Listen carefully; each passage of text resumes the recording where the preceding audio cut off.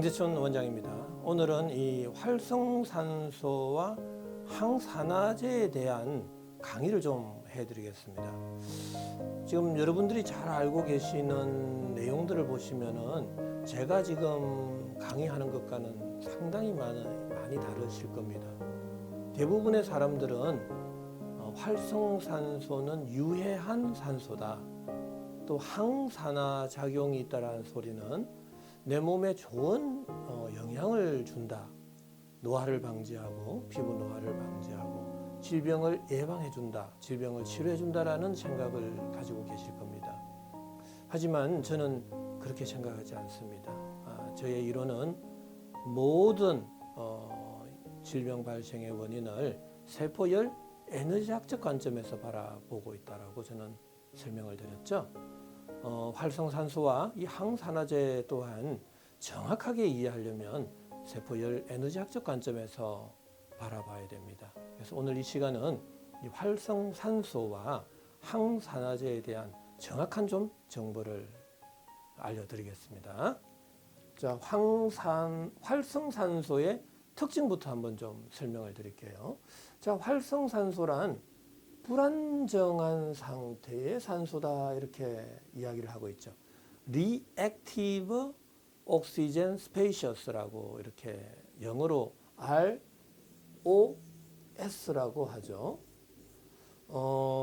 산소가 너무 활성화된 상태다라고 이렇게 보시면 되고, 불안정한 상태다 이렇게 보시면 되는데, 그러한 관계로 인해서 세포에 손상을 입히는 모든 변형된 산소다라는 거죠. 그래서 과산화수소수와 초과산화이온, 또 수산화이온, 이러한 등이 있다라고 되어 있죠. 자, 이러한 활성산소들은 산화력이 크다, 물질의 변형을 쉽게 일으킨다라고 이렇게 되어 있습니다. 자, 전에 한번 제가 강의한 부분을 생각해 보시죠. 물질의 변형, 조직의 변형은 표면 장력이 약해져서 생긴다 그랬죠. 자, 표면 장력에 약하는 온도가 올라갈 때 표면 장력은 약해진다 그랬고요. 자, 온도가 올라갈 때는 산화력이 크죠. 자, 그렇다면 활성산소가 생긴 이유는 뭐죠? 라는 겁니다. 저는 평소에 모든 질병의 발생을 심부온도가 내려가서 모공이 닫혀서 피부 온도가 올라가서 생겼다라고 그랬죠. 그래서 피부 온도가 올라간 부위, 자, 염증이 있는 부위에 활성산소가 많이 유입이 된다라는 이야기입니다. 자, 활성산소가 많이 유입이 됐다고 그때의 그 피부 온도를 강제적으로 낮추면 안 된다라는 사실이죠. 자, 스테로이드를 쓰면은 피부 온도가 그대로 내려가서 염증이 바로 진정되는 거 알고 있지만, 스테로이드를 장기간 쓰면 쓸수록 염증이 잘 낫지 않는 경우가 너무나 많잖아요. 그래서 저는 염증을 치료하려면 속의 온도 올려서 모공을 열어서 피부 온도를 낮춰서 치료하자라고 계속 강의를 해드렸습니다. 자, 그러면 산화력이 크고 물질의 변형을 잘 일으키는 이유는 표면 장력이 약해졌고, 표면 장력이 약해진 이유는 그 환부의 병소의 온도가 올라갔다라는 이야기입니다. 자, 온도가 올라가면 산화력이 클 수밖에 없다라는 거죠. 자, 산화력이 크다라는 의미는 바로 염증이 잘 생길 수 있고 조직의 변형이 잘 생길 수 있다라는 이야기죠. 자, 그래서 서양의학에서는 항산화제를 써야 된다라는 이론입니다. 항산화제를 쓰는 순간 산화력도 줄어들고 물질의 변형도 줄어들기 때문이죠. 하지만 항산화제를 쓰는 순간 셀의 열 에너지 대사를 억제하게 되죠. 자, 셀의 열 에너지 대사가 억제되면 심부 온도, 피부 온도 둘 다 낮아지게 된다라는 이야기입니다. 자, 피부 온도가 낮아질 때는 활성산소의 역할이 줄어들고 염증도 줄어들고 산화력도 약해지고 물질의 변형도 잘 안 되겠지만, 심부 온도가 내려가면 모공은 더더욱 닫히고, 또 밥을 먹고 활동을 하면 열은 발생하고, 그 열 에너지는 또 구멍, 관절, 마찰이 많은 쪽으로 열이 확 쏠려버리면 그 쏠린 부위의 피부 온도, 조직의 온도는 또 상승이 되고, 산화력은 커지고 물질의 변형은 잘 생겨서 또 활성산소 량이 증가할 수 있다라는 이야기입니다. 자, 뱅글뱅글 돌기 때문에 강제적으로 항산화제를 쓰지 말자라는 이야기가 되는 거죠. 자, 체내는 이 항산화 효소들도 많습니다. 자, 슈퍼 옥사이드 디스뮤테이스, 카탈레이스, 글루타치온, 페록시데이스라는 이러한 항산화 효소들이 있습니다. 자, 이러한 효소들은 자연스럽게 이 초과산화 이온을 수소와 만나게 되면은 자, 과산화수소수가 되죠. 자, 이때 꼭 필요한 이 물질입니다. 그런데 이 물질도 과산화수소를 만들게 되는데 또 카탈라제에 의해서 물이 또 만들어진다라는 이야기입니다. 자, 이러한 다양한 항산화 효소들은 내 몸이 심부 온도가 일정해졌을 때는 과산화수소수도 생기고 물도 생긴다라는 이야기죠. 자, 이러한 것들은 자연스럽게 생성되고 또 없어지고 생성되고 없어지는 과정이 반복되어야지 자꾸 초과산화 이온이라든지 과산화수소수가 많이 발생한다고 이것을 억제해서는 안 된다라는 이야기입니다. 즉 이러한 항산화 효소들의 기능을 떨어뜨려서도 안 된다라는 이야기죠.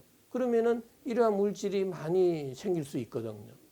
근데 이러한 물질이 많이 생기더라 해도 내 몸의 정상적인 세포의 열 에너지 대사 과정만 만들어진다라면 이러한 물질도 과산화수소수가 되고 또 과산화수소수도 카탈라제에 의해서 물이 생성이 되니까 내 몸에는 전혀 문제가 없어진다라는 이야기입니다. 자, 내가 건강할 때는 활성산소가 많지 않습니다. 그런데 내 몸에 염증이 생길 때 활성산소가 많이 생긴다라는 이야기죠.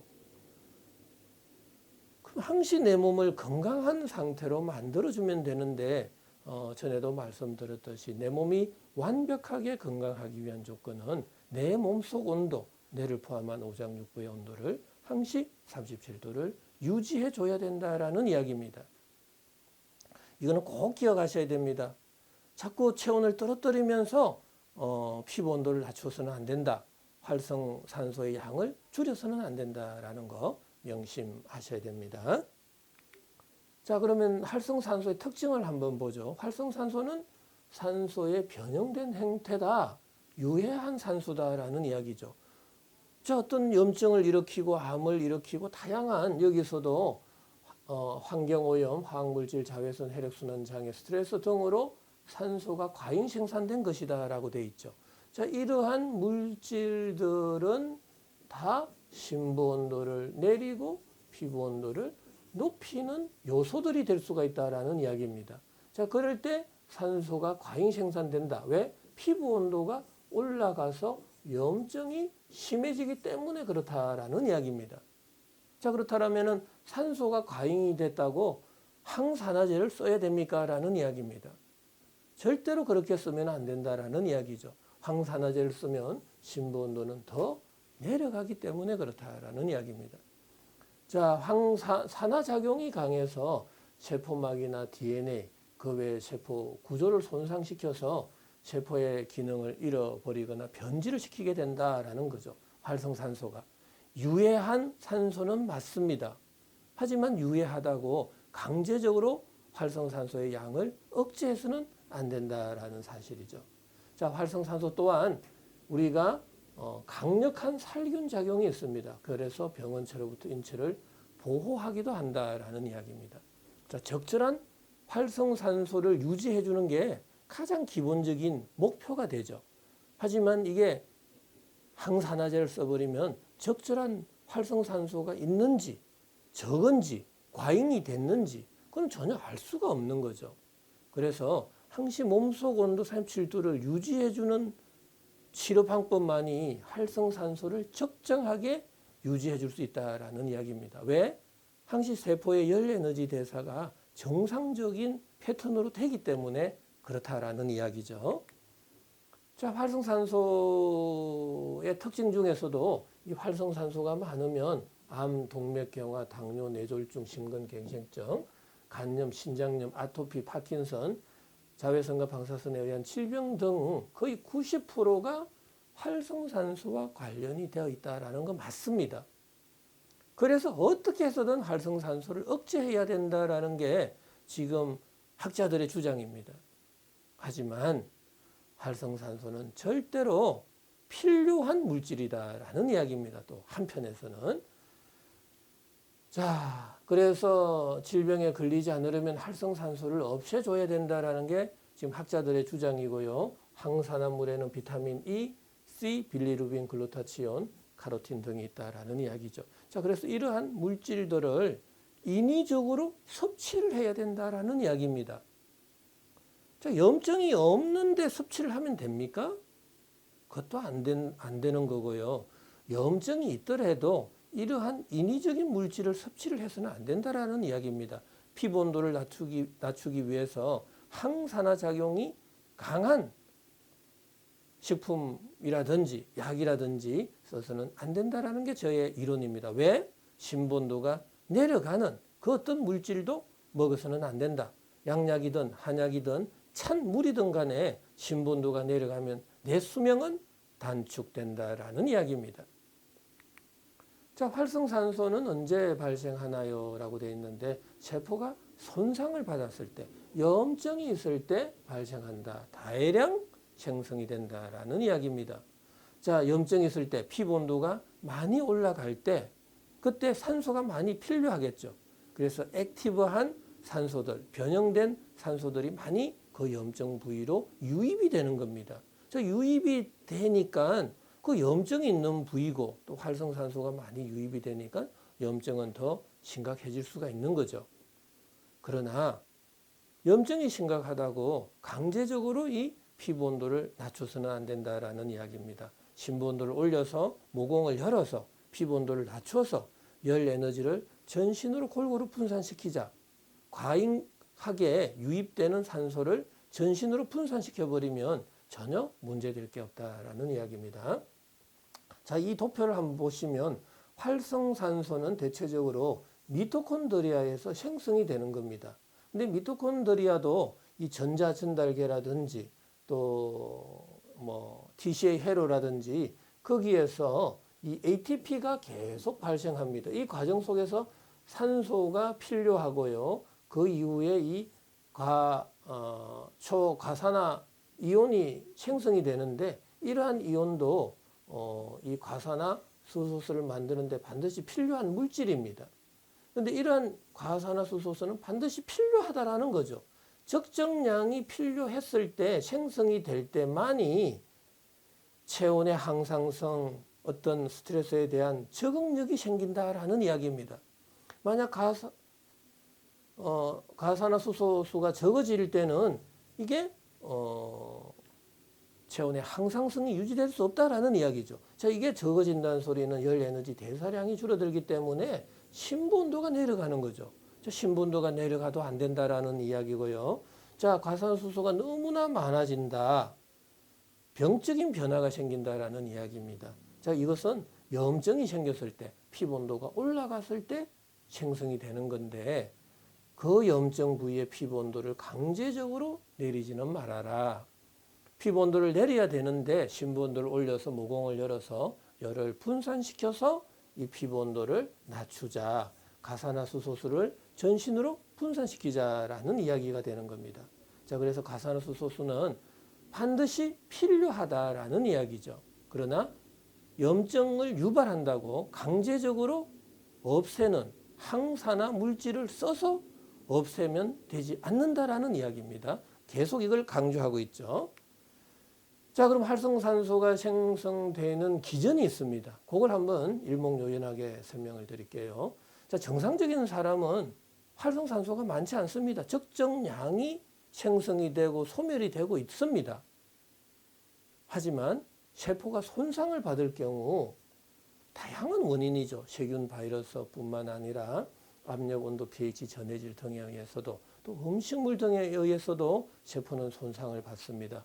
세포가 손상을 받는 순간 미토콘드리아에서의 ATP의 합성이 장애가 생기게 되고 그때 열 발생량이 줄어듭니다. 자, 뇌를 포함한 오장육부의 온도, 심부 온도가 내려가게 되고 체열을 조절해주는 중추, 시상 하부에서는 바로 명령을 내려버리죠. 빨리 체열의 방출을 줄이라고 그래서 모공을 닫아버린다라는 이야기입니다. 자, 모공이 닫히면 열 에너지는 원활하게 방출이 안 되겠죠. 어느 한쪽으로 열이 쏠리거나 열 에너지는 피부 표피층에서 중첩 교차되는 현상이 생기게 될 겁니다. 바로 그때 피부 온도가 올라가게 된다라는 이야기입니다. 자, 피부 온도가 올라가는 게 바로 염증이고 염증 반응, 인플라메이션이 되는 건데 그때 다양한 염증성의 매개물질, 사이토카인, 또 아라치도닉 액시드, 히스타민, 또 프로스타글란딘과 같은 다양한 염증성 매개물질이 생깁니다. 바로 이때 활성산소가 과잉 유입이 된다라는 이야기입니다. 자, 그러면은 염증도 생기고 활성산소도 많아지니까 이쪽에 조직의 변형이 되고 산화력이 커질 수밖에 없겠죠.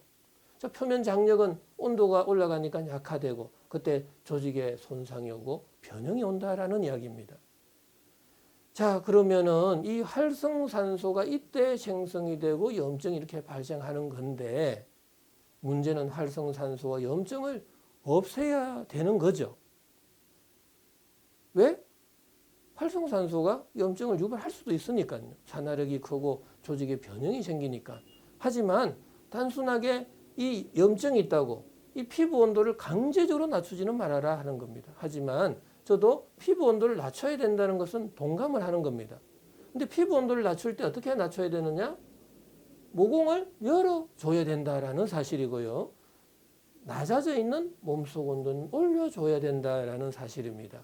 자, 그래서 활성산소와 염증을 없애려면은 피부 온도는 낮추고 닫혀져 있는 모공은 열고 낮아져 있는 심부 온도는 올려서 활성산소와 염증을 치료하자라는 이야기죠. 활성산소를 줄이자라는 이야기죠. 자, 그렇다면은 활성산소 최적화요법에 대해서 설명을 드리겠습니다.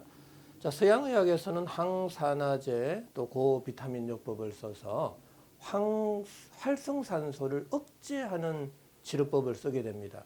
자, 그런데 잘 보실까요? 황산화제는 산화를 억제하는 작용이 있습니다. 그러면 산화가 안 된다는 소리는 분해가 안 된다라는 의미가 되겠죠.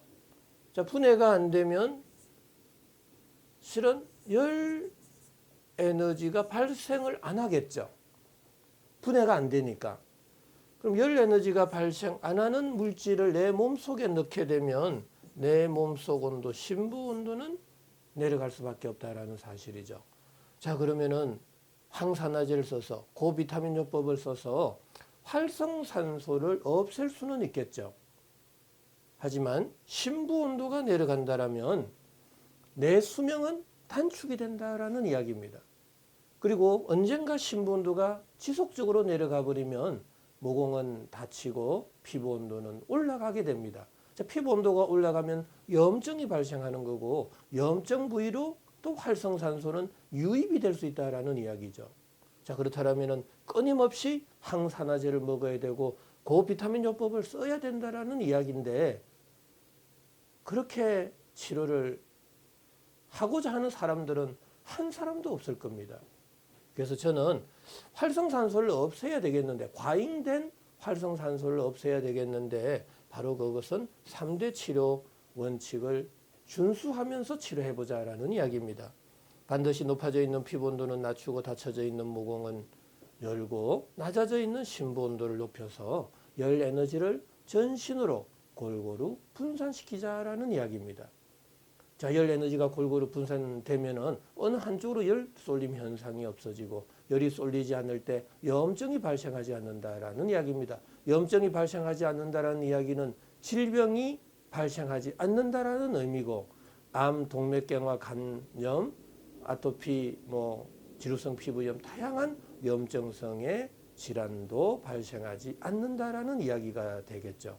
자, 그러니까 어떻게 해서든 활성산소를 강제적으로 억제시키기보다는 내 몸속 온도를 항시 37도를 유지해주는 방법만이 활성산소, 과잉된 활성산소를 줄일 수 있다는 이야기죠. 자, 3대 치료 원칙에 준하는 이 4대 치료 방법은 약물, 식이, 생활, 운동요법이 있습니다. 자, 이 관련된 자세한 내용들은 저의 홈페이지나 블로그나 또 유튜브를 통해서 더 확인해 볼 수가 있을 겁니다. 자, 아무쪼록 이 활성산소는 유해한 산소다. 또 항산화제는 그 활성산소를 억제해주는 효과가 있어서 병을 치료해주고 또 노화를 방지해준다라는 기존의 생각을 버려달라는 이야기입니다. 활성산소는 꼭 필요한 물질입니다.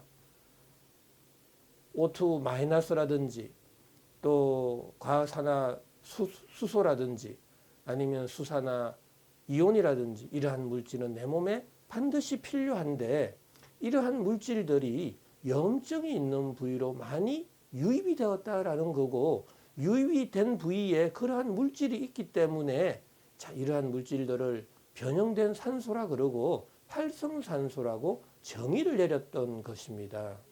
활성산소는 반드시 필요한 물질이고요. 그것을 강제적으로 억제를 시켜서는 안 된다라는 이야기입니다. 강제적으로 억제를 시켜버리면 내 몸속 온도가 내려가게 됩니다. 왜? 세포의 열 에너지 대사를 억제하기 때문이죠.